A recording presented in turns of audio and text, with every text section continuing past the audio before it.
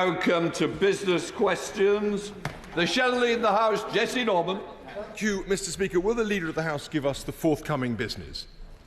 Leader of the House. I shall. First of all, for the convenience of the House and in view of the three important statements that are taking place today, the motion on environmental protection deposit scheme for drinks containers will not be moved today.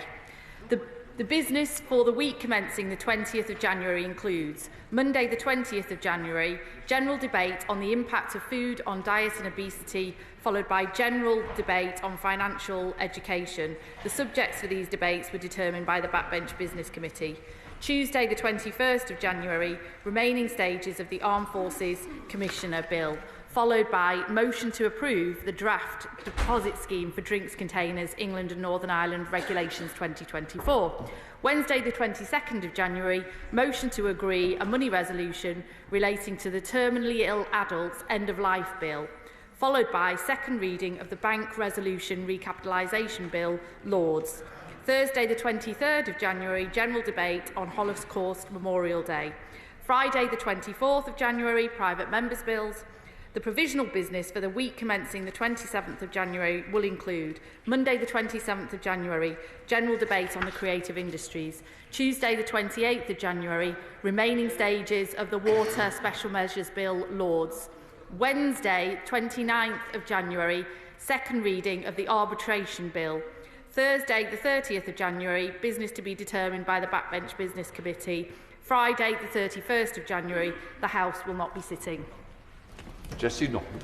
Thank you very much indeed. Mr. Speaker, I know that the Leader and every member of this House will, I'm sure, join me in welcoming the news overnight of a ceasefire in Gaza. Let us hope and pray that it is as effective, comprehensive and long-lasting as possible. Back at home, Mr. Speaker, all one can say is that it has been another extraordinary week for the government, though possibly not in the way that it would have wanted. We've had the government's own anti-corruption minister being named herself for corruption by another country in the face of an international investigation into embezzlement of development and other funds. We've had the unusually unlovely sight of the Chancellor of the Exchequer in a desperate search for growth that's taken her to Beijing and back.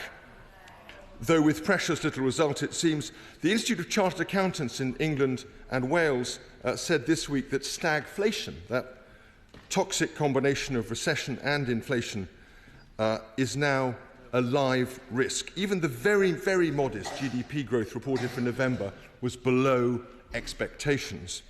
At some point, the government's current spending splurge will doubtless start to nudge growth upwards over the coming year. But in the meantime, we will have to look forward to the grim prospect of the national insurance changes in April and the horrors of the Employment Rights Bill, which even by the government's own estimates will cost employers an extra £5 billion a year. So dire has the Chancellor's position become, Mr. Speaker, that she's been forced to ask Cabinet colleagues for ideas of growth. Given the galaxy of business talent around the Cabinet table, how can that possibly go wrong? Meanwhile, the Prime Minister has been forced not only to express full confidence in her, always a death knell, but to insist that she will remain in post for the full period of this government. Let's see how that works out. It's been extraordinary, in particular, to see her attacked by her own colleagues who have said, and I quote, "We're getting back to austerity in all but name." Luckily, the government was able to announce some good news this week in the form of the latest results of the National Wealth Fund, which has apparently generated more than 6,000 jobs and £1.6 billion in private investment over the last 6 months. Except that this announcement, Mr. Speaker, is, I am afraid, entirely disingenuous. As Lord Livermore said in a debate in the other House in October, the National Wealth Fund is in fact the UK Infrastructure Bank with a new name and a bit more capital. I know something about the UK Infrastructure Bank because I set it up when I was Financial Secretary to the Treasury in 2021. It has an absolutely world-class leadership team, and I'm not remotely surprised to see it doing so well. But the idea that its recent success is attributable to a Labour government that's done little more than rebrand it is an embarrassing joke. What has powered its success is good institutional design, a top team, tons of talented employees, and more than 4 years of hard work.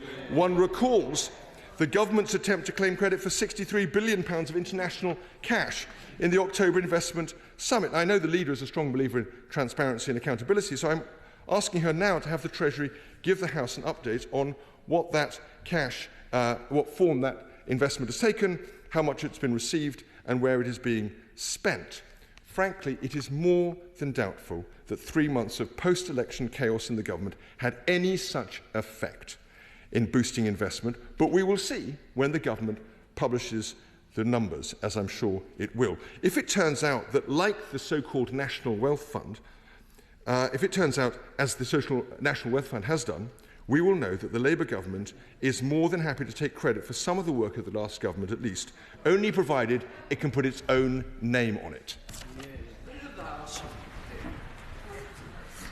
Thank you, Mr Speaker, and I too am sure that the whole House would want to welcome the developments between Israel and Gaza over the last few hours and few days, with a long overdue ceasefire and the release of hostages now hopefully looking like a real possibility, although that's still to be confirmed. This will hopefully now lead to aid, much needed aid getting in, the killing to stop and hostages being released, and I hope what will be the beginning of a long-term political solution for the region, and we'll be shortly hearing from the Foreign Secretary with further details on that. First of all, Mr Speaker, can I just explain one of the pieces of business that I've just announced and why the government will table a money resolution relating to the terminally ill adults end-of-life bill next week. For a bill committee to consider any clauses that could have potential spending implications, the government must table a money resolution. That is not the government agreeing to fund the measures in a bill. It is purely to enable it to be debated in committee. In the case of this bill, this is one small component yet to be debated and agreed. Without this motion being agreed, that debate could not happen and that component could no longer remain in the bill. The government has taken the view that would act against our commitment to remain neutral on the bill itself. The House should debate and decide on these matters for themselves. As the House displayed at second reading, I hope that colleagues would focus on the substance and not the processes of this sensitive private member's bill. Mr Speaker, it really has been quite incredible to watch the collective display of amnesia on the benches opposite over recent weeks. It's like the last 14 years didn't happen at all. But I see the Leader of the Opposition is out today in what has been briefed as her finally telling the truth about the Conservative record, that they didn't have a plan for growth, that they weren't honest with the British people, that they negotiated a bad Brexit deal. But it sounds like the honourable gentleman didn't quite get that memo. He didn't get the memo that said they should be honest about their record on standards either. And if he wants to compare the past government's record on losing ministers, then I'm quite happy to do that, Mr Speaker, because Boris Johnson had 36 of his own ministers resign in 24 hours, the highest number in modern record. And Rishi Sunak, even the very nice Rishi Sunak, lost 4 of his senior ministers in his first few months, including his party chairman and the deputy Prime Minister, for breaking the ministerial code. And even when there were investigations on ministers, they were often ignored. This government has strengthened the ministerial code. We've got an advisor who's now able to initiate investigations. We brought in new rules for members of Parliament on outside interests, and we will go further. I mean, he obviously didn't get the memo either about the economy and the Conservatives' record on the economy, but instead is trying to attack our own plans, because his leader is now telling the country that they didn't have a plan for growth. And that is the truth of the situation, if we're going to be truthful, isn't it, Mr Speaker? The Conservatives had 14 years to do something about the fundamental weaknesses in our economy, and they did nothing. In fact, they made them even worse. And what are those fundamental weaknesses? Stagnant growth, low productivity, low wages, low skills, high mortgages, high debt, poor health, poor housing, woeful transport, deep-seated inequalities, and no ambition under the previous government to gain the jobs of the future. We're beginning to tackle these deep-rooted weaknesses, and that's the truth that he and his leader should be telling the country. Amanda Hack. Community organisations are the backbone of many events in our towns and villages across North West Leicestershire. For the past 10 years, the Rotary Club of Ashby de la Zouch Castle has organised our annual charity Santa Fun Run in Ashby, which I've had the pleasure of taking part alongside hundreds of local people. Last week, the Rotary Club presented cheques to Loros, Rainbows and Staunton Harold Sailability. It was great to hear that this fun run has now raised over £100,000 for local charities that support residents in need. Would the Leader of the House join me in thanking the volunteers for their commitment to support our communities, and could the House be granted an opportunity to discuss further support that can be provided to volunteers and ensure that they continue to thrive?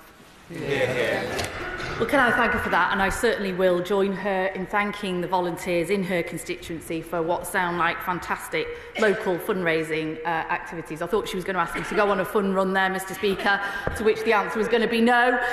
But otherwise, welcome her question. Rick Goldman. Rick Goldman, the Liberal Democrat spokesperson. Thank you, Mr Speaker.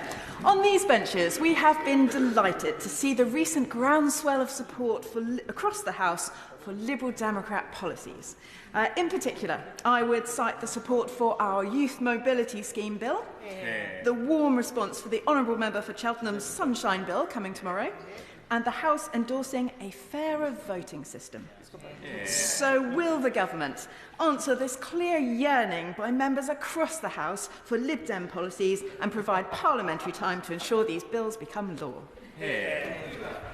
Well, I noticed this week, actually, Mr Speaker, that there was further public support for the Liberal Democrats. I think they undertook a review of their general election campaign, and I understand that 90% of respondents thought her party leader's eye-catching campaign style was indeed very effective.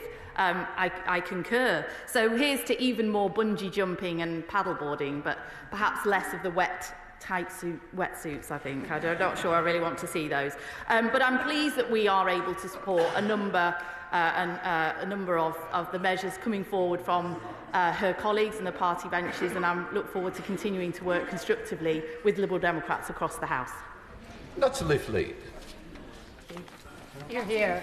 Thank you, Mr Speaker. As Junction 28 parliamentary champion, I report that residents across Bolsover are really frustrated about the congestion. I'd ask the government for a statement on what we are doing to tackle congestion across Bolsover. Well, she's absolutely right to raise the issue of congestion in Bolsover, and I congratulate her on doing that today. And she will know that these are a number of the issues that this government is seeking to tackle through its transport strategy and its strategy for the roads. Andrew Ross. Thank you, Mr Speaker. Will the Leader of the House please ask the Secretary of State for Transport to come urgently and give a statement about the destruction of trees and vegetation along the Liberty line, which runs from Romford to Emerson Park in my constituency? There's been an extreme lack of accountability of communication from Network Rail. They haven't consulted local residents or the elected representatives, despite promising to do so in 2022 when a similar incident occurred. This is devastating for local environment, for wildlife. Cutting down healthy trees is wrong, and Network Rail need to be held account for their actions. Well, I'm sure that many colleagues across this House would recognise that the taking and felling of healthy trees causes a great deal of local interest from our constituents wherever that occurs. So he's absolutely right to raise that. I'm not aware of the particular case that he raises, but I will ensure he does get a ministerial response. Lee Barron. Thank you, Mr Speaker. Gary, a constituent of mine who lives in Thrapston, had his driving licence suspended for 6 months due to a medical condition.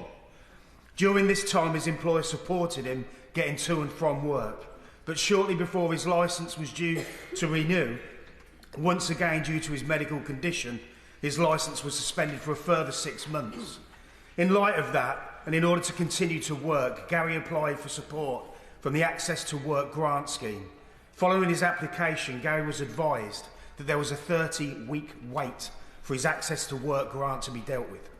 Would the Minister agree with me that this government has prioritised supporting people who wish to continue working whenever they can, and delays to Gary's application like this are totally unacceptable, could lead to people losing their job as a result, and can we get Gary's case looked into ASAP?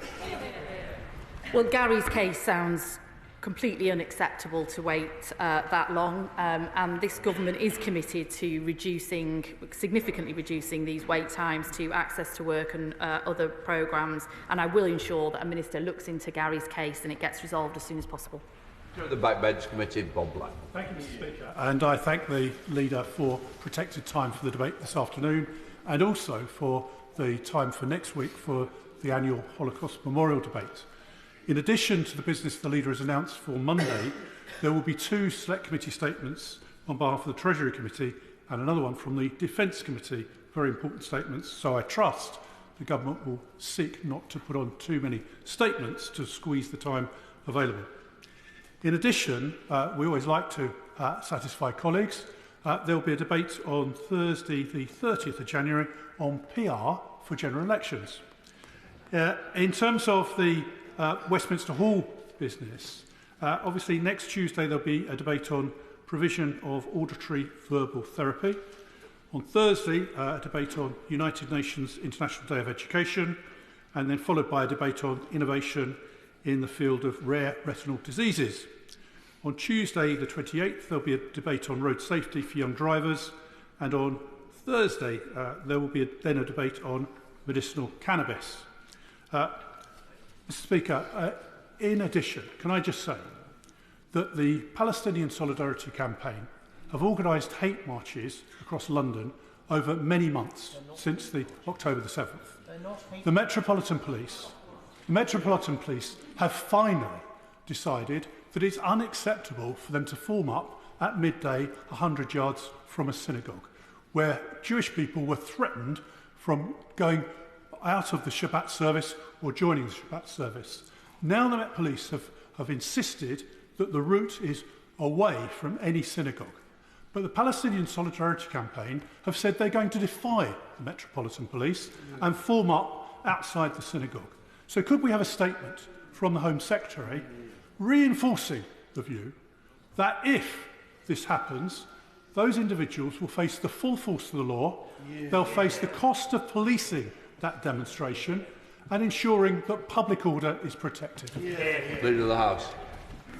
Well, can I first of all thank him for reading out a number of future debates, and I was pleased that after he raised it with me in this session last week, I was able to protect time for the debate this afternoon, and that we were able to find time in government time for a proper debate on the Holocaust Memorial Day, which is coming next week. So can I thank him, as ever, for his continued work as a very diligent and good member, chair of the Backbench Business Committee. On the matter he raises, he will know that policing and all the decisions around policing of protests and demonstrations are a matter for the police. They are operational matters, but he's absolutely right that public safety should be at the fore, and ensuring that no one is subject to anti-Semitism or hate or anything else as a result of any demonstration taking place. Simon Opher. Thank you, Mr Speaker. And actually following on from comments slightly earlier in the Chamber, many of my constituents in Stroud have written to me about their concerns about campaign finance laws, following media reports that a certain foreign billionaire is going to give very large donations. And will the government bring forward legislation that will cap individual donations and close existing loopholes and enhance the powers of the Electoral Commission? Leader. Well, can I thank him for that question? He's absolutely right that foreign money and foreign donations has absolutely no place in UK politics and is prohibited under current law.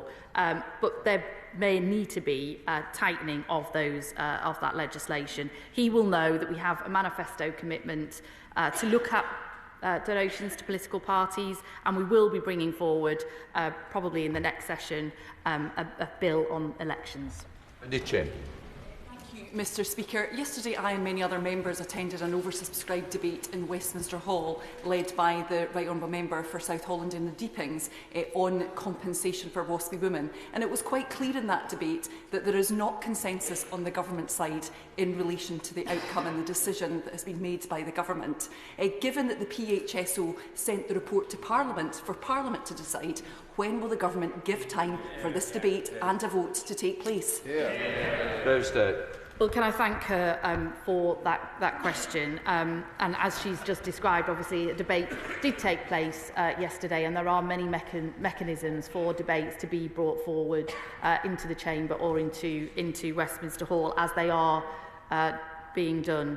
And I know that it is of great disappointment to people the decision that the government has taken, which was quite a specific decision about that report, and a feeling that in fact that many women were communicated with over that time. An apology was issued, but we didn't feel that the compensation that was being proposed was proportionate or would be a fair use of public funds at this particular time.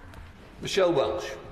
Thank you, Mr Speaker. Across the UK we have a housing crisis, and I'm pleased that the government have announced a plan to build 1.5 million more homes. But does the Leader of the House agree with me that councils have an important part to play in fixing this crisis by updating their local plans and delivering the homes that are so desperately needed, including social housing and affordable homes? Without these plans, our greenbelt spaces are actually at risk, like Wyburn Farm in my constituency, the Ashfield Independents on the District Council are failing to protect by having no plan. Does the Leader of the House agree with me that it is vital that councils use their local plans to meet the needs of the communities while also protecting our green belt spaces? Yeah. Well, she's absolutely right. This country faces a housing crisis, and that's why this government has an incredibly ambitious target to build 1.5 million homes over the course of this Parliament, and that's why we've changed and we're changing the national planning policy framework to make sure that local councils have very ambitious targets for their own local areas to meet this target. Stephen Flynn. Thank you, Mr Speaker. In the 2024 New Year's Honours list, Stuart Hogg was awarded an MBE. Since then, he has been charged, he has been convicted, and he has been sentenced for domestic abuse. Does the Leader of the House and Lord President of the Council agree that he should be stripped of that state honour? Leader. Well, can I thank him for raising this very important matter, which I know is of great concern to him and to many other members across this House. And let's just be clear that domestic abuse is abhorrent. We condemn it, and it should not be something that is seen to be or is indeed rewarded by any of us. And it's completely understandable and appropriate that he and others should raise questions about whether this honour should continue. He will know that I can't comment on individual honours themselves. However, recommendations to remove honours are considered by the Forfeiture Committee, and that's something he might want to raise with them. Ryan. Thank you, Mr Speaker. I'm deeply concerned about a local decision by a hospital trust to cut the hospital bus route between Burnley Hospital and Urgent Care Centre and Blackman Hospital, which is a huge loss to staff and patients. Will she join me in calling on transport operators, the County Council, East Lancashire Hospitals Trust, Blackburn Council and others to get round the table, find a solution, save our shuttle bus and keep this vital service running? Leader. Well, shuttle buses, as he describes in his constituency, especially those that go to hospitals and other local services, are absolutely vital. For too long, local areas, local communities have not had a say in the local bus routes that they need to operate in their areas. That's why we've brought forward the bus bill that is currently making its way through the other house, which will ensure that his constituents have more of a say over the bus routes in their area. Kit Malthouse. Thank you, Mr. Speaker. As I'm sure you know, my constituency is the source of a number of globally significant chalk streams, not least and most famously the River Test. And a number of members, as you know, were pressing the previous government to bring forward a chalk stream recovery pack to help those rivers back to their best state of health. So you can imagine our disappointment when we learned in the media before Christmas that this pack was being abandoned and subsequently confirmed in a ministerial statement that is the case. So could we please have a statement urgently from the Secretary of State about what he is going to do to both replace that pack and bring these rivers back to the state of health that they should be in? We've got to help Sir Charles Walker's fishing. Come on, Leader. Well, I pride myself on knowing lots and lots of things about what the government is doing, and I have to admit to the honourable gentleman, this is not something I am aware of or can offer him any particular advice on right now. But what I will assure him is that I will raise it today with the Minister, ensure he gets a full response, and if that's not sufficient, ensure the Minister comes to this House about it. Back in September, I delivered a letter to the Home Office regarding critical concerns about our asylum hotel, about putting so many vulnerable families in such a deprived area. I've had a holding response, and so has my council, in October, but can the Leader of the House secure me a meeting with Home Office officials to discuss this vital issue? Leader. Well, the honourable gentleman consistently raises this issue with me of asylum hotels in his constituency. I'm really sorry to hear that he's not had a response yet from the relevant minister. I will ensure he does get that response and gets the meeting he's asked for. Jim Sharp. Thank you, Mr. Speaker. Leader of the House, a different question, and if I can ask you this, and it's rather disturbing. I would like to raise a question regarding the publication in the House magazine, which on page 14 begins an article entitled State of the Union. Within this article, there are depictions of the United Kingdom, and each country has their flag. The flag over Northern Ireland in the House magazine, contrary to what it is in the rest of the world, of course, is the flag of the Republic of Ireland, as opposed to the Union flag or the Ulster banner. This is, I believe, absolutely outrageous and must be corrected in a suitably clear manner. The flag of our nation, my nation, is precious. When I look at the red of St Patrick's Cross in the background of that flag, I think of those whose lives were given with their blood in defence of Northern Ireland and across this great nation. When I see the publication's mistake, it grieves me to see how we are regarded by so many.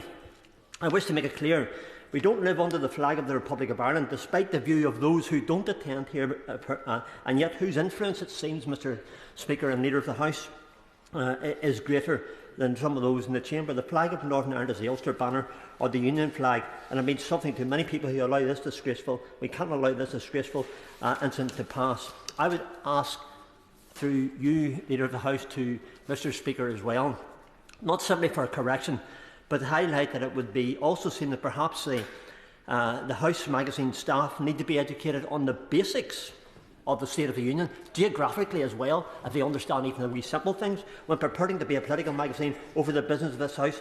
And I'd ask the Leader of the House this question, to show her displeasure and with this depiction, and could I ask the confirmation of that correction is done immediately, and that geographic training for staff at the House magazine would take place. Thank you. Look at Leader. Well, I absolutely would share his displeasure and thank him for raising this with me today. This is a very disturbing mistake for the House magazine to have made. Obviously, he'll be aware I'm not responsible for the House magazine, but I hope the editors and the editorial board are watching this exchange right now and can offer the honourable gentleman a full explanation, a full apology, and put this situation right with immediate effect. Can also say, as I've been brought in like the Leader, I want to reassure it is not a publication of the House, but it does trade on the House name, also uses the coat of arms of the House. I think there's questions to be asked. I think it's a very important question that's been raised by the member, and between the Leader and myself, we will look to see what we can do and what should happen next. Alistair Strathern. Yeah, right across my constituency, there is plenty of support for this government's ambition to do far better when it comes to transitioning to clean, green, renewable energy. But there's also a lot of frustration when they see new houses going up and we're not making use of the rooftops and we're not making sure that they've got the highest energy efficiency standards. So can we have a statement from the Housing Minister about how we can make sure we do far better than the last government about being ambitious on our requirements on developers? Yeah. Leader. Well, absolutely. He raises a really important point, and solar power panels on new homes will be a vital component in meeting our clean energy superpower ambitions. He will be aware that the previous government actually pulled back from adding that into the new building regulations. Had they done so, we would have already now had a much greater level of solar energy coming into the grid, and that's something that we will, and we are already doing, putting right. Claire Young. Post offices provide vital services in our rural communities, such as banking. However, in my Thornbury and Yate constituency, there are concerns about the future of the post office in Tiddington Community Shop following the closure of its partner post office at Cromwell, or the announcement it will close at the end of February. So, will the Leader of the House agree to give us a debate in government time on how we can support community post offices in the future? Leader. Well, absolutely. The issue of community post offices comes up in these sessions very, very regularly, and I know it is a matter of considerable importance to this House. I do think it would make actually a very good backbench business debate, and I can see the chair of the committee is still in his place. She's right to raise these issues. I know that colleagues are concerned about plans to close all the current Crown post offices as well. She should know that no decisions have actually been made on that, and that is something that I would encourage colleagues to raise very strongly in the House and with ministers, and indeed with the post office themselves. Devendra Mishra. Thank you, Mr. Speaker. Sadly, many places were impacted by flooding across England in recent days. The ground floor of Meadow Mill in my constituency was flooded on New Year's Eve, which meant that residents in 213 apartments were not only stranded, but left without water, electricity or heating. I want to thank all emergency service workers and Stockport Council staff for supporting the residents. So can I ask the Leader for a debate in government time on the impact of flooding on insurance premiums and service charge costs for apartment block residents? Leader. Well, absolutely. As a near neighbour of the Honourable Gentleman, I'm well aware of Meadow Mill and all the trauma and difficulties that they suffered under the recent flooding, as many other colleagues' constituencies were affected as well. This government inherited, I have to say, really poor flood defence systems. That's why we've put in place a flood resilience task force, but he's also right to raise the issues of the insurance costs and others, and I will ensure the House is kept constantly updated on flooding and its impacts. Dame Caroline Downey. Thank you very much, Mr. Speaker. I wonder if the Leader of the House could use her great influence to improve the tone and quality of ministerial responses in this place. On Monday, the Secretary of State for Science, Innovation and Technology responded to my question on behalf of the creative industries who are very worried about the government's consultation on AI and copyright by telling me that I don't understand what a consultation is. Mr. Speaker, I hate to admit it, but I'm long enough in the tooth now to say that I genuinely do understand what a consultation is and how to recognise one that does not appear to be genuine and that has a foregone conclusion. The point is, we need to be able to articulate questions on behalf of our constituents and on behalf of sectors which contribute so much to the UK economy and receive a response which has dignity and respect at the very heart of it. I'm sure she agrees, this place should be no place for mansplaining. Leader. Well, can I first of all thank her for all the really brilliant work that she does as chair of the Select Committee on behalf of our creative industries, and I know that the topic that she raised around AI and copyright is to the absolute fore of the issues that the creative industries are concerned about. I'm happy to apologise on behalf of any minister that may have inadvertently not got the appropriate tone. I'm sure in the case of the Secretary of State for for Science and Technology, who I know respects the Honourable Lady greatly, had not meant to cause any offence, and I'm sure it was meant in a humorous way, and it's obviously not how it's been taken, but I will ensure that her comments are passed back. Andy Backday. Speaker, something unending roadworks in Rosindell and Darwin cause massive disruption to residents and businesses.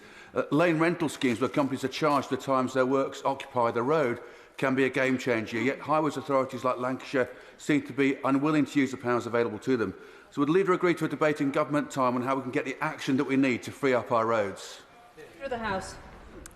Well, I think that we can all identify with the plight that he raises of unnecessary and badly coordinated roadworks taking place in our constituencies, and all the congestion and disruption that causes for our constituents. The government does want to see more local authorities like his introduce lane rental schemes, and I will certainly ensure that the Minister supports his call for that in his constituency. Tom Gordon. Thank you, Madam Deputy Speaker. Last week I met with representatives from the Environment Agency at Knaresborough Lido, where last year was granted bathing water status thanks to the hard work of local campaigners and former MP Andrew Jones. The Environment Agency said that unlike other rivers that they were looking at with sewage and pollution issues, where it's usually down to adverse weather events and heavy rain, the issue at the River Nid looks like it's down and is continuous regardless of the weather, and is particularly bad when there's dry spells, which leads them to believe that this is down to housing developments that might be inadvertently or deliberately in some cases tapping into existing sewage networks. So will the Leader of the House bring forward and speak with her relevant government department colleagues to ensure that when we're looking at the issue of water quality, we also look at how housing development impacts on it? Through the House. Well, he's absolutely right to raise that as an issue, and I know it's something that is core to the conversations happening between the Department for the Environment and the Department for Housing and Local Government as well. That nature, including water supply, sewage and so on, is absolutely vital when we consider housing plans as well. But I will ensure that he gets a particular reply about the case that he raises. Barry Gardner.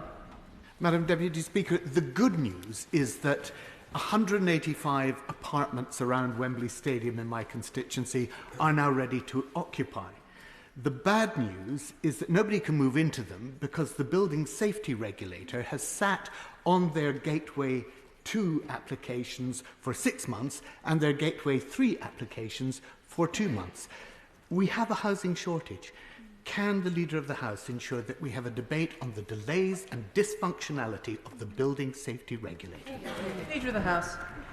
Well, can I thank him for that question? He will be aware that through the Building Safety Act brought in by the previous government, we do now have a building safety regulator, and it is right that in the context in which that regulator came about following the Grenfell Tower, that we do ensure that buildings are signed off as safe and are able to be signed off as safe before they can be occupied and sold. But I'm happy to look into this particular case and why it's taken so long for that to happen. Bradley Thomas. Thank you, Madam Deputy Speaker. We face an emergent healthcare crisis in towns and communities across the country as demand for non-surgical aesthetic treatments, including Botox and dermal fillers, rise. This is particularly fuelled by social media and societal pressures on young people. This often takes place in unregulated high street environments and places pressure on the NHS. When will the government bring forward legislation to introduce a mandatory licensing regime, and will the government allow for a debate in government time on the floor of this House? Leader. Well, he raises a very important topic which I know affects many of our constituents, and we've seen a number of very high-profile cases lately where this has gone terribly wrong in a sector that is completely unregulated, as he says. I know there are there have been plans in place for a while to bring forward the measures that he described. I will ensure the House is updated when they are ready, but in the meantime that he gets a ministerial response. David Burton-Sampson. Thank you, Madam Deputy Speaker. London Southend Airport has taken time to bounce back from the pandemic. However, I'm delighted to see over recent months a number of new routes have been established, as EasyJet announced its new base at the airport, and just in the last week, Eastern Airways has announced the new route to Newquay. Does the Leader of the House agree with me that this is positive for the local economy and a sign of growing business confidence on the back of the government's mission to kickstart economic growth? And will she join me on a visit to the airport to hear more about their future plans?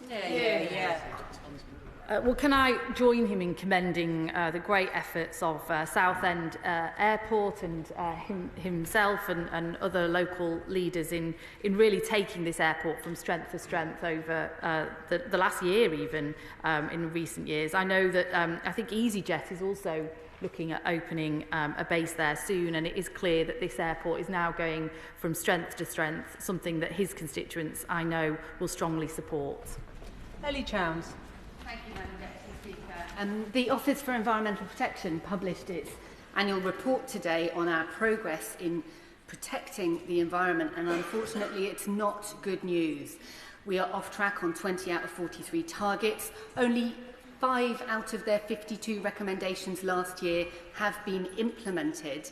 And the report, although it deals with the period under the previous government, shows that progress was slowing on nature protection in that year. Now, the government's announced that they will be reviewing the Environmental Improvement Plan. Can the Leader of the House tell us when that review will be published? And can we have a minister come to the House to make a statement on how the government will turn this around to protect nature?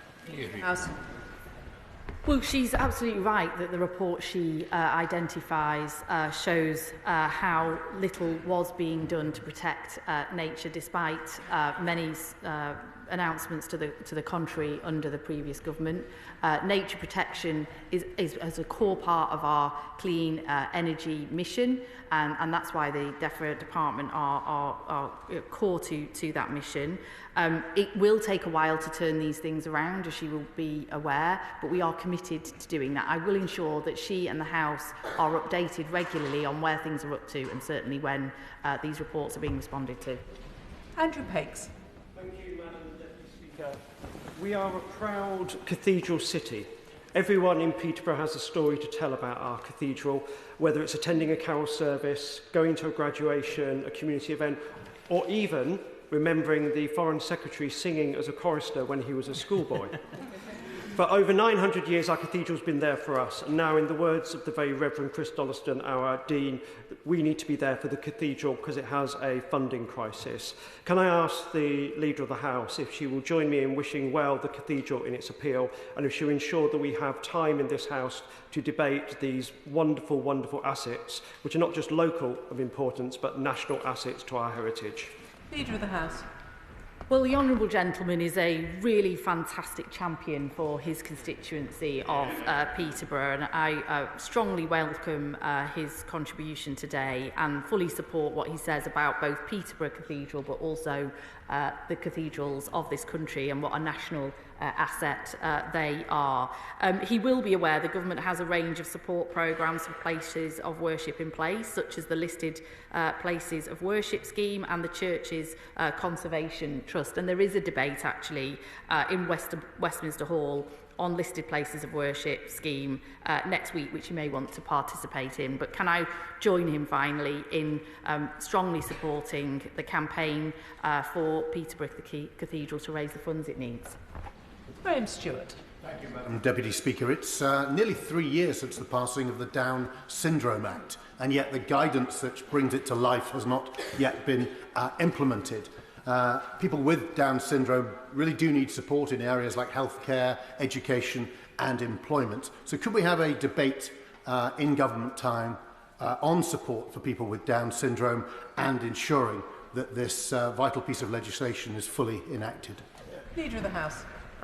Well, absolutely. Can I thank him for raising this issue, which has not been raised with me before. The Down Syndrome Act was an important piece of legislation, recognising the amazing contribution that those with Down syndrome make to our society and to our country, but also recognising the challenges and the extra support that they need to flourish. I will find out for the Honourable Gentleman where the implementation of that Act is up to and make sure that he's updated. Melanie On. Thank you very much, Madam Deputy Speaker. I wonder if the Leader of the House will join me in congratulating Grimsby's Green Futures on their very successful wassail last Saturday. And perhaps you could also direct me to some time in the House when we will have the opportunity to celebrate some great English traditions such as Morris dancing, folk music and indeed wassailing. Leader of the House. I thought the Honourable Lady was going to ask me to do some wassailing there for a moment, and I was going to need to look it up and get some training. But I will absolutely support her in recognising and promoting these great traditions of England and all the great work that's happening in Grimsby to keep these traditions alive. And I'm sure it would make a very good topic for a debate, actually. Alison Bennett. Thank you, Madam Deputy Speaker. I'm also delighted that wassailing's been mentioned because there was a wassail in my village of Hurstpierpoint last Saturday. Constituents across mid-Sussex, though, really enjoy and appreciate having access to our coastline and our seas, and they rightly expect that our oceans are clean and healthy. The UN Global Ocean Treaty is the world's only roadmap to protecting at least a third of the world's oceans by 2030. The UK has committed to ratifying the treaty, but the next step is for the government to introduce a short bill to pass it into UK law. Can the Leader of the House please update us on when the government plans to introduce this legislation? Leader of the House. Well, absolutely. And she, I'm sure, like me, received many specially written Christmas cards urging me to consider introducing this legislation. So it's something I'm very much aware of. But she'll know that we are committed to ratifying this agreement, and legislation will be brought forward in due course. I can't offer her a more particular timetable than that, but it will be brought forward in due course, well in time for when we need to ratify the treaty. Liz Twist. Thank you, Madam Deputy Speaker. Now, can I invite the Leader of the House, and in fact all honourable members, to join me and Samaritans on Monday for a brew. Blue Monday may have been invented by the travel industry to encourage us to book holidays in January, but Samaritans have converted it to Brew Monday, when we can highlight the importance of talking to each other in an effort to prevent suicide. Yeah. So can we have a debate in government time on the National Suicide Prevention Strategy and look at what else we can do to prevent suicide? Yeah. Leader of the House. Well, can I absolutely join her in the efforts to rebrand Blue Monday as Brew Monday? I'm sure that's something we can all participate in and support. And she's absolutely right to highlight the issues around suicide and mental health support. And I know it's something that is a real personal priority of the Health Secretary, and I'm sure he will keep the House updated of progress. John Lamont. Thank you very much. Centre Parks is planning an exciting new development in my constituency in the Scottish borders. It's going to be the first centre park in Scotland. It's going to bring £350 million of investment and create 1,200 extra jobs for the area. However, due to underinvestment by the SNP government in Edinburgh, there are concerns about the capacity of the road network, particularly the A7 through Selkirk, to deal with the extra visitors and tourists. So would the Leader of the House allow a time for a debate to consider how rural communities can attract greater investment when there are concerns about the adequacy of the transport system and the road network? Leader of the House. Well, again, I thought I was being invited to Centre Parks there, Madam Deputy Speaker. I am very partial to a water slide, should colleagues ever want to invite me to a Centre Parks in the future. But he raises a very serious point, which is where this investment, much-needed investment, and these great new facilities or services are coming into a constituency, we do need to ensure that we've got the infrastructure and the roads to support that. The SNP government in Scotland has just had a record agreement in the budget, so they really do have no excuse to not support the road that he's talking about. Joe Morris. Community efforts from Hexham Rotary Club and the Hexham Wombles Litterpick. The old bus station site in the town of Hexham, in my constituency, remains an eyesore, and the developer is sadly slow walking on redevelopment. So please can I ask the Leader of the House if we can have a debate in government time on the need to make best use of disused sites on Market Town High Streets, how we can improve them and how we can boost those town centres that are so crucial to our economy. Leader of the House. Well, absolutely. Breathing new life into our high streets and town centres is a real priority for this government. After years of neglect and decline, it is something that is much needed. We will be bringing forward later in this session an English devolution bill, which will have within it new powers for communities to have the right to buy derelict buildings like the one that he outlines, and I hope that will help him and his constituents to take back control. Pete Wishart. Speaker, Scottish Labour members like nothing more than to get to their feet, to drone on about the Scottish Government, asking questions of the Minister that has got absolutely nothing to do with them. So can we therefore have a debate about the spectacular fall in the Scottish Labour in the polls? We could perhaps determine whose fault that is. Is it the hapless Anas Sarwar, or is it because the Scottish people have seen a Labour government in action? The House. Well, I don't think it's members on this side droning on, I have to say, to the honourable gentleman. And in fact, none of them have raised such a point here today. But I think we would all very strongly welcome a debate in this House on the performance of the Scottish Government and whether they are really delivering for the Scottish people, because they've now got the powers, they've now got the funds, and they've got no excuses. Cleareth Entwistle. Madam Deputy Speaker, can I associate myself with the remarks of the leader in welcoming the news of a ceasefire, a long overdue ceasefire? My constituent, Dr. Ryan Soden, has been working tirelessly to support survivors of this crisis, and I also commend the work of the Bolton Council of Mosques for their unwavering advocacy for peace, and this House should reflect their determination. Can I ask the Leader of the House to now work with colleagues across government to get vital aid into Gaza before more lives are tragically lost? Leader of the House. Well, can I thank her for raising this issue? And I know that this is something that she has been raising consistently in this House, and it is a matter of deep concern and importance to her. I think we are all very much welcoming the developments in Israel and Gaza over recent hours and days, and we all want to see that any ceasefire is a long-lasting one, that the hostages are released, and crucially, as she says, that we then very quickly surge in the much-needed aid into Gaza, and we can start getting people back living there safely and with water and food. To be helpful to members, I just want to indicate I'm going to run this session until 1:45. It would be very helpful, therefore, if we could have short questions and short answers so I can get as many members as possible in. Luke Evans. Thank you, Madam Deputy Speaker. Leicestershire was one of the significant areas hit with flooding.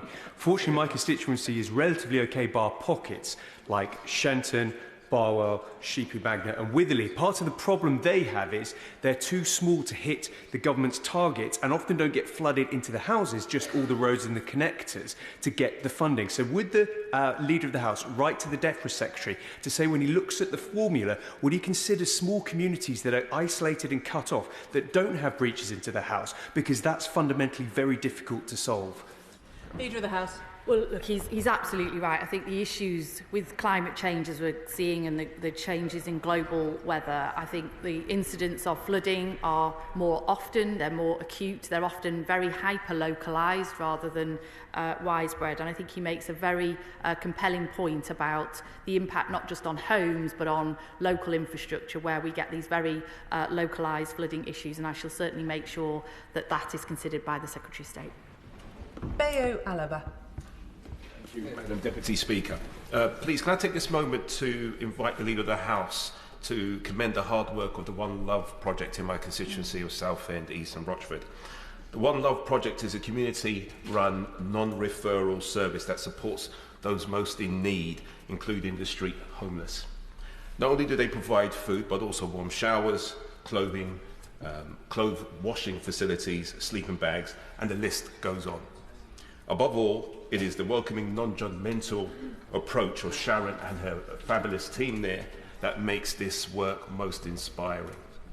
I would also like to extend an invitation to visit the One Love project, to see their hard work firsthand, and more broadly to sunny Southend and Rochford to experience all it has to offer, from its coastlines to cultural heritage landmarks, such as Rochford Town Square and the medieval St Nicholas Church in Great Rakery. Thank you. Well, he paints a very compelling picture of Southend and Rochford, and I would certainly be happy to visit there one day. But he also raises the One Love project and the amazing work that they do on homelessness, and this country relies greatly on organisations like the One Love project. This government is committed to tackling the root causes of homelessness and ensuring that the funding is there to support people in the darkest time of their lives. Joshua Reynolds. Thank you, Madam Deputy Speaker. The families of British citizens who are murdered abroad are not the same as the rights of those victims of homicide in the UK. Often families who are coping with trauma and that news must arrange to pay for their own translators so they can speak to local police, read local legal documents, and all of that whilst they're trying to negotiate the criminal justice system of a foreign jurisdiction. These families deserve the same rights as those victims of homicide in the UK, but at the moment they're not even forced entitled to a family liaison officer from the police. So could the Leader of the House make time for a debate on this so we can try and build a consensus across the House on a way forward? Well, can I thank him for raising such an important issue and for giving me notice that he was going to do so. The Ministry of Justice is working with the Victims Commissioner and others in the sector to explore how families in the situation that he described can be better supported with the information and the financial assistance that he needs, and I will ensure he's updated on that. Gareth Snell. Thank you very much, Madam Deputy Speaker. Madam Speaker, the Minton tiles in our central lobby, the plates in our tea room, and even the chandelier in the Pugin guest room are all wonderful examples of Staffordshire craftsmanship. And yet, at the moment, we're seeing creeping numbers of foreign ceramic imports into this place in place of British products. So can I ask the Leader of the House in her capacity as the Government's rep on the House of Commons Commission and the Restoration and Renewal Board, what the Government's policy is to ensuring that the artisans and creators from all corners of our nation are showcased in this place? Leader of the House. Well, he is a very, very strong advocate for craftsmanship and ceramics of Stoke and of Staffordshire more widely, and he's given us some good examples there. And I know I don't want to have dinner alongside the Honourable Gentleman sometimes because he inspects all the ceramics and all the things that we're using to eat our dinner, and rightly so. I will absolutely raise the points that he has raised with the House authorities and ensure that we're doing more to support our great craftsmanship of this country. Martin Vickers. Thank you, Madam Deputy Speaker. Yesterday, along with members across the House, I attended the launch of the latest report from the Open Doors charity, highlighting Christian persecution in many countries. Many of those countries listed on their watch list are countries that the UK has close relations with. Could the Leader find time for a debate in government time to debate the Open Doors report and see what greater influence the UK can bring to bear on these rogue nations? Leader of the House. Well, he raises a really important report and some very important topics as well, and I will ensure that if he doesn't get a full ministerial reply about that, it is considered as an important topic. He might want to raise it in an adjournment debate or elsewhere as well. Maureen Burke. Thank you, Madam Deputy Speaker. I was deeply saddened this week to see new data from the ONS and Health Equals, which has ranked my constituency of Glasgow North East as having the lowest life expectancy of anywhere in the UK. My constituency also has a higher than average poverty rate. There is undoubtedly a link between these two stats.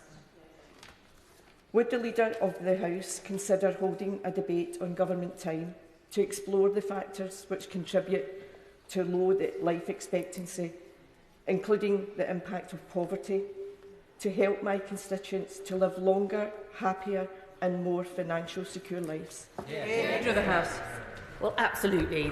The the link between health inequality and poor health outcomes and poverty are absolutely clear, and eradicating them is at the heart of our health mission, but also at the heart of what this government is seeking to do, because we recognise that only by sharing the prosperity of growth around the country, by tackling the core roots of poverty, and by seeing health as a public health issue and as an economic issue as well, will we actually tackle some of these core challenges. Tessa Munt. Thank you, Madam Deputy Speaker. Many of us will remember the devastation in rural England in 2001 with the outbreak of foot and mouth disease. I'm pleased the government's restricted commercial imports of susceptible animals and commercial imports of susceptible animals and personal imports of animal products. But yesterday I was reminded by James, a farmer in my area, that last time our high biosecurity standards saw the dipping of vehicles and footwear. Can we have a debate focusing on the movement of people and vehicles into the UK from affected areas, be they by road, rail, ferry or air, to prevent transmission of the virus, and particularly to install large notices at the airports and incoming and transit passengers that they should declare those food products? Leader of the House. Well, the government will do whatever it takes to protect farmers from the risk posed by foot and mouth.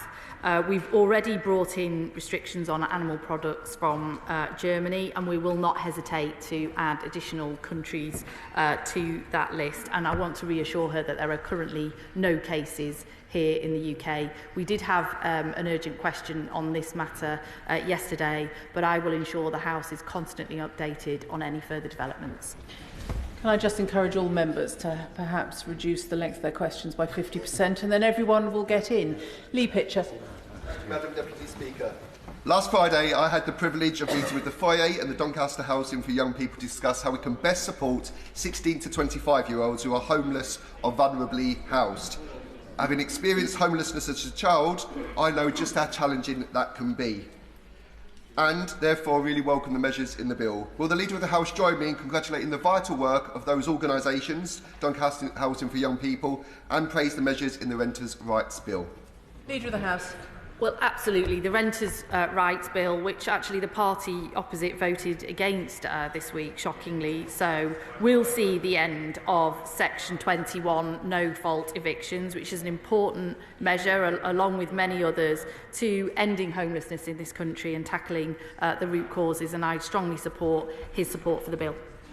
Richard Bergen. Thank you, Madam Deputy Speaker. I think that one thing we can agree on across this House is that life in our constituencies and across the country is enriched by the work of volunteers. I think in my own constituency are the volunteers of Nano FC, Garforth Town Football Club, LS14 Trust in Seacroft, Chapel FM and Catching Hales, to mention just a few.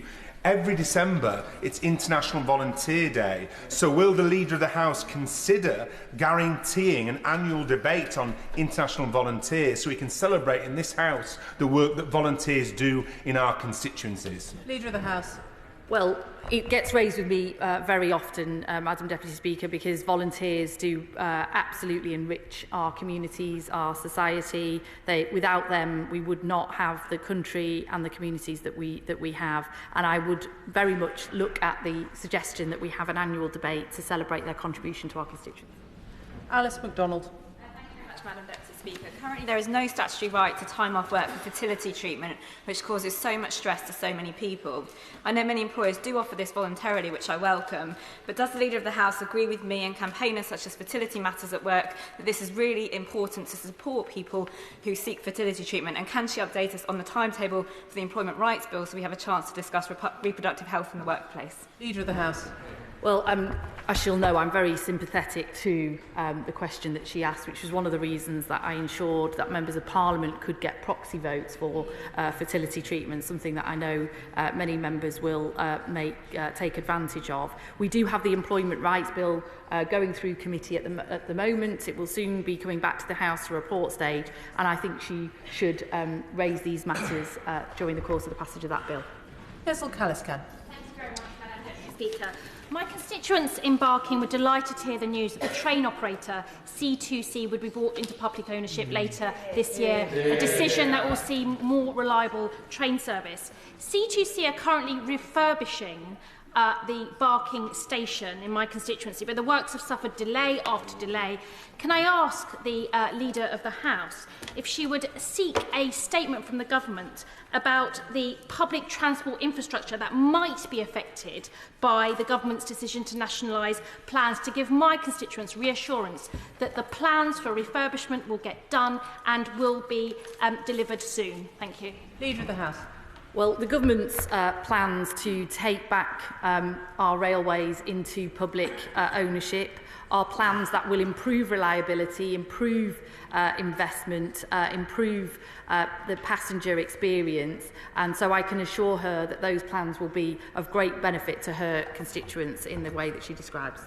Rachel Maskell. Thank you, Madam Deputy Speaker. Next week, the Commission for Palliative Care and End-of-Life Care will start taking oral and written evidence, and I really hope members will ask their specialists and their constituents to participate in that. Will she ensure, when the Commission reports, that we can have a debate on the findings of the Commission so that we can optimise palliative and end-of-life care? Leader of the House. Well, can I thank her for all her campaigning on this issue and the important matters of palliative care, which so many in our country rely on at the very worst stages of their lives. I will ensure the House is constantly updated on these matters, which I know are of particular importance to the Secretary of State for Health. James Naish. Thank you, Madam Deputy Speaker. Several homes in my constituency were badly flooded. There are over 500 homes flooded internally across the East Midlands, and I want to express my sympathy to all those impacted. But it was especially concerning to me to hear about the verbal abuse that was being directed towards flood wardens who are working exceptionally hard to protect their communities. Does my honourable friend agree with me that this is unacceptable, and will she ensure that this House considers how best to protect these fantastic volunteers? Leader of the House. Well, it's completely unacceptable that volunteers acting as flood wardens in these very difficult times are on the wrong end of abuse from anybody. It's completely unacceptable, and I will ensure that these matters are raised in government and that we send a very strong signal that this will not be tolerated and action will be taken against the perpetrators. Melanie Ward. Thank you, Madam Deputy Speaker. 30 years on from the Disability Discrimination Act, there are still train stations in my constituency which are not fully accessible, including Burnt Island Station and Cowden Beast Station. This creates unacceptable daily barriers for disabled people, families with prams and buggies, and those with heavy luggage. Does the Minister agree with me that we need support from the Access for All Fund and action from Network Rail, Transport Scotland and ScotRail so these stations are made accessible? And will she make time for a debate on railway accessibility? Well, the issue of accessibility on our railways is raised many times with me in these sessions and across the House because, let's be honest, the accessibility of many of our stations, like that in her constituency, is deeply inadequate for those either with buggies or in wheelchairs or whatever else. The Rail Minister is carefully considering the best approach to the Access for All programme, but I will ensure the House is regularly updated. Hannah Gerheld. Thank you, Madam Deputy Speaker. Establishing joined-up health hubs in towns such as Saltash and Liskeard could bring routine services from across the Tamar closer to home, easing pressure on Hereford Hospital. While recent debates have addressed broader rural healthcare issues, will the Leader of the House provide government time to discuss integrated, localised healthcare can better serve rural communities by relocating patient routine care from hospitals to a community setting? House. Well, absolutely. She will know that we inherited a National Health Service on its knees, as she describes. But as part of our mission and our endeavours to turn that around, she will know that getting care back into communities, early intervention, prevention and primary services is absolutely critical, and I hope this will better serve her constituents in the future. Luke Meyer. My constituent Angie has raised with me the very serious issue of shortages in ADHD medication. Her son is really struggling in school, and he's not the only one, as these shortages have been affecting the country since 2023.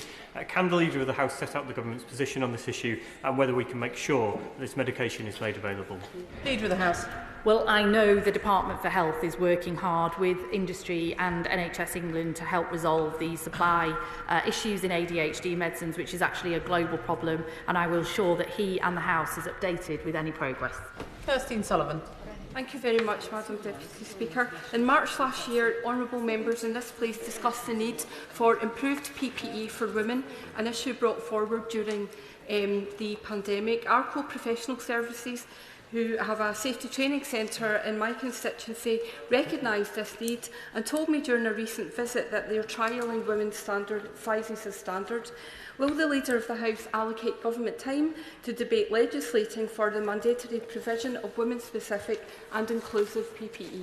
Leader of the House. Well, can I thank her for raising this matter? And despite great progress in recent decades, we are all still well aware that too many products in this country, or products in the world, are designed by men for men, and that we still need to address some of these issues. And I'm sure this would make a very good topic for a debate. David Pinto-Dushinsky. Thank you, Madam Deputy Speaker. The Conservative Council that ran Barnet for 20 years left Hendon's roads in a dreadful state with terrible potholes and pavements. Since they were elected, the Labour Council that took over has been investing record amounts in tackling the large backlog the party opposite left. And I am very pleased that the government this week announced it would invest £1.6 billion in fixing potholes this year, a huge increase over the previous government. Will my right honourable friend grant a debate on how we can put our foot down and drive forward the government's plans as quickly as possible to help motorists in Hendon? Leader of the House. Well, he's absolutely right. We have a plan to fix the potholes of this country with a huge level of investment going in, and we now want councils like that in Hendon to get on with using those funds to fix the problem of potholes. Final question, Catherine Atkinson. Thank you, Madam Deputy Speaker. Unregulated and uninsured souped-up electric scooters have been a real source of antisocial behaviour in Derby. Our Police and Crime Commissioner, Nicole Ndwenny, has been working with Derbyshire Constabulary to clamp down on illegal e-scooters, seizing and disposing of over 200 since November. Could the Leader of the House ensure that a Home Office and Transport Minister meets with me and other members who've been raising these concerns to ensure we're pushing forward with regulation and enforcement in relation to e-scooters?